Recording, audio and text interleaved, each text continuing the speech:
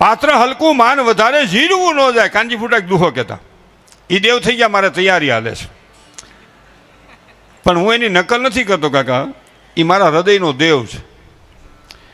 મારા નાથને વાતું રાખવી ઈ વખતની માથે વાતું છે ને. વિંજલા વિધાય વણ વિંજલા વનમાં ફરે.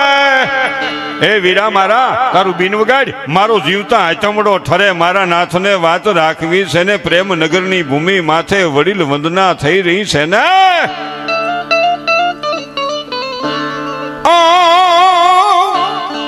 પાત્ર હલકું માન વધારે જીરવું ન જાય. એ ઉલી ઊંદડી ઢીસી જાય, દારૂ તો શકરાવે સળી જાય મીંદડી. હવે વૈદા ભોણમાં માં મારી નાખશે.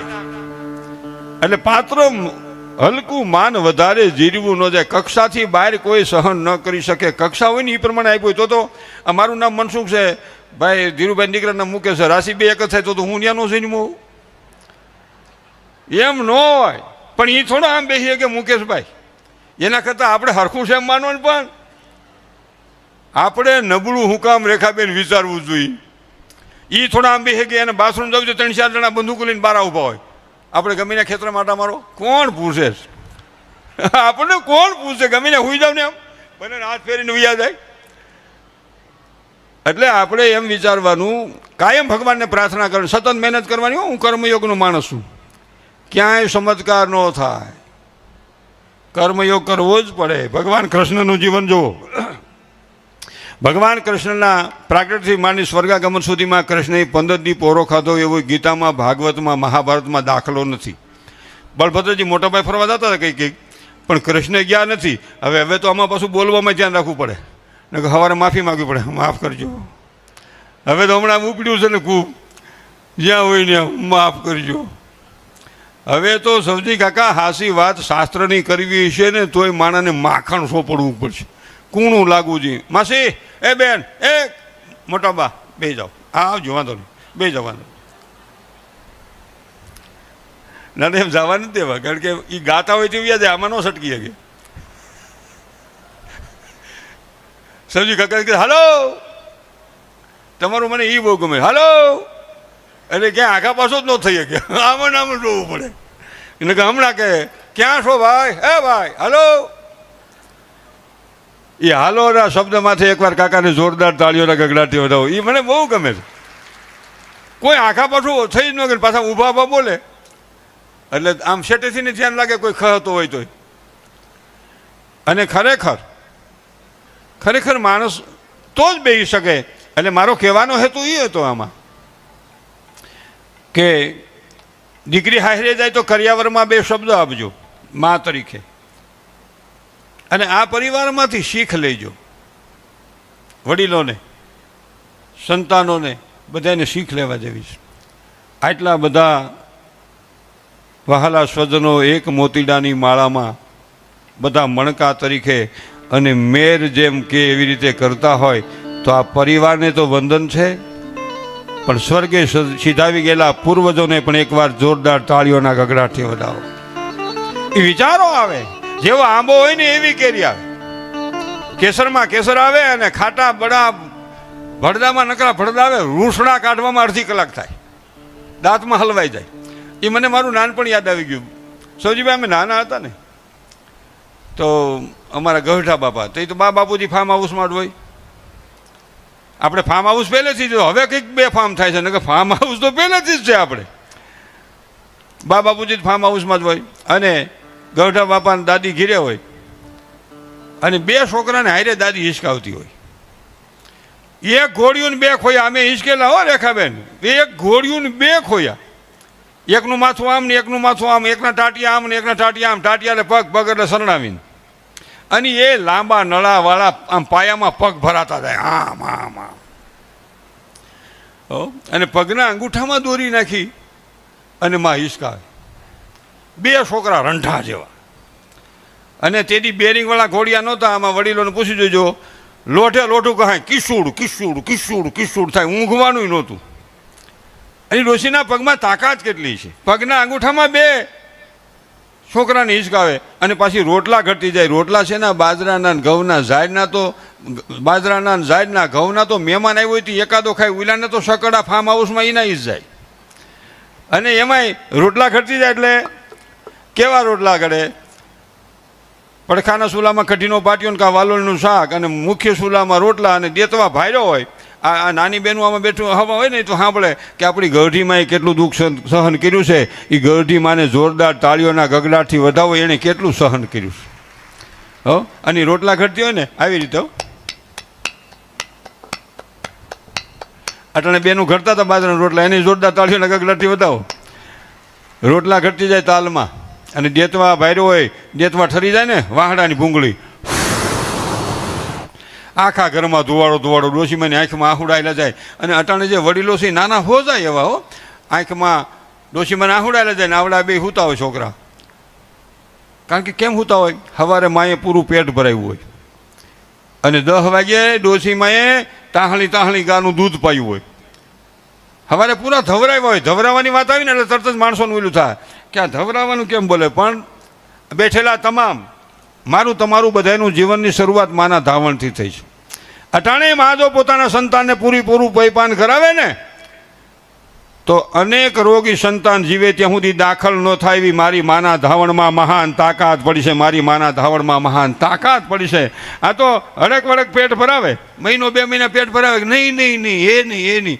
અને પછી પ્લાસ્ટિકની બોટલ ને પ્લાસ્ટિકની ડીટલી, પછી આમને એમને મૂલાનું પેટ ભરાઈ જાય.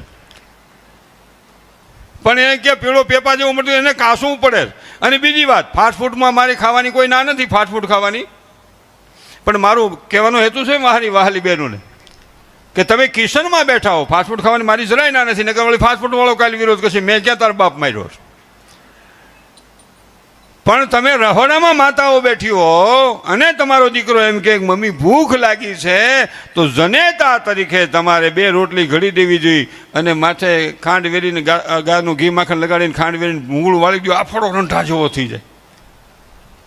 અહીંની વાત નથી, આ તો 1000 ગાંવ શેટાની વાત છે. કોકમાં આવી હોય,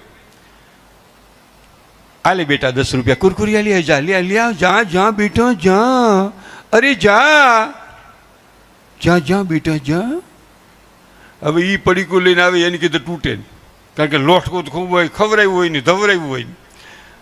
અહીં લાવ, મારી પાસે લાવ, અહીંયા લાવ. એટલે એકાદી તાળી તો પાડો. અને એ 2 આગલા માં ઘોકાવે 5 ગ્રામ એ ખાઈ જાય. હા, બહુ સારા છે કુરકુરિયા. જેવો ખાવ ને એવો એનો ગુણ આવે, આહાર એવો વડકાર, જેવો સંગ હોય ને એવો રંગ હોય. સમજી કાકા, આ તમે જે સંગ લઈને વડીલોનો આવ્યા છો, આમાં માણસનો બીજો વિચાર ન થાય. કેમ? કે અહીં લઈ આવનારાની ભાવના શુદ્ધ છે, એમાં આવેલાની ભાવના શુદ્ધ બને એમાં ફેર નહીં બને જ.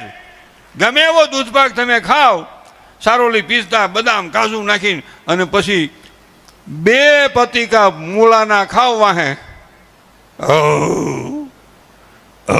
મૂળાનો જ ગહરકો આવશે. દૂધપાક ક્યાં ગયો ખબર નહીં રહે. એટલે કાયમ મારું પ્રોગ્રામમાં કહેવાનું છે કે સારો સંગ કદાચ ન થાય તો વાંધો નહીં, નબળો સંગ ન થઈ જાય. આ વિચારવાની જરૂર છે. આપણે આપણા મા બાપનું નામ કદાચ ઉજળું ના કરી શકીએ, પણ જે નામ છે ને ધક્કો ન લાગે એટલું વિચારવાની ખાસ દીકરા દીકરીઓને જરૂર છે. આ જરૂર છે ખાસ. એટલે કાયમ હું પ્રોગ્રામમાં કહેતો કે ભગવાન કૃષ્ણનું જીવન જો, આખી જીવનમાં 15 દી પોરો નથી ખાધો. અટાણે આપણે વરહદીમાં અહીંયા આવી એ ફ્રેશ નથી છે. અહીંયા આવ્યા ને એ આપણે જીવનને મહાન બનાવવા આવ્યા છે. નકર ફ્રેશ થવા જવું પડે મહિનામાં 3 વાર, 12 મહિનામાં 3 વાર. ચાલો, ચાલો. 2 માણા પહોંચે ને 1 છોકરું બરફમાંથી કંડાર્યું હોય એવું. 8 દી ફરવા જવાની મારી ના નથી હોય, એમાં મારો કહેવાનો હેતુ છે. 8 દી ફરવા જાય, શાદી હુતર હાલે, શાદી કોક માથા કોઈ હાલે, કોકમાં લાગટ ન હાલે. ઓલી બાઈ ક્યાંય જાઉં નથી જવું, ત્યાં નથી જવું તો તેવડ નો ન અવાય.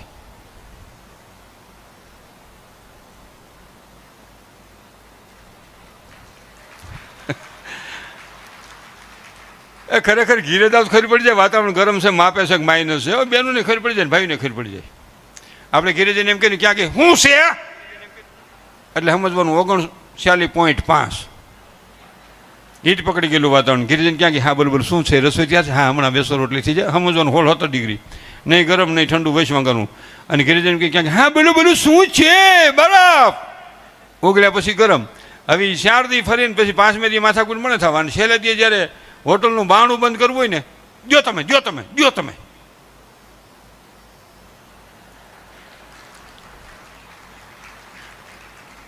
અને ઓલી બાઈ છોકરો લઈને ઉતરી જાય હેઠી. એ લોકો ઠેલા ઉતારો તમે, હું નથી ઉતારવા.